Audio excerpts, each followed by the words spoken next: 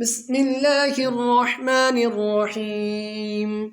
يسبح لله ما في السماوات وما في الأرض الملك القدوس العزيز الحكيم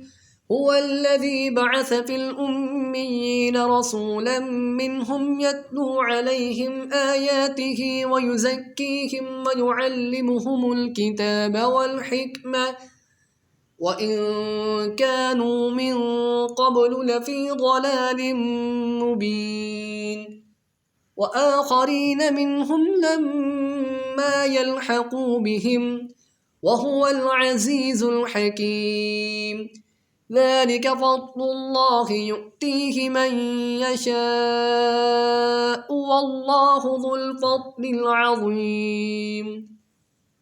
مثل الذين حملوا التوراة ثم لم يحملوها كمثل الحمار يحمل أسفارا بئس مثل القوم الذين كذبوا بآيات الله والله لا يهدي القوم الظالمين قل يا أيها الذين هادوا إن زعمتم أنكم أولياء لله من دون الناس فتمنوا الموت إن كنتم صادقين ولا يتمنونه أبدا بما قدمت أيديهم والله عليم بالظالمين قل إن الموت الذي تفرون منه فإنه ملاقيكم ثم تردون إلى عالم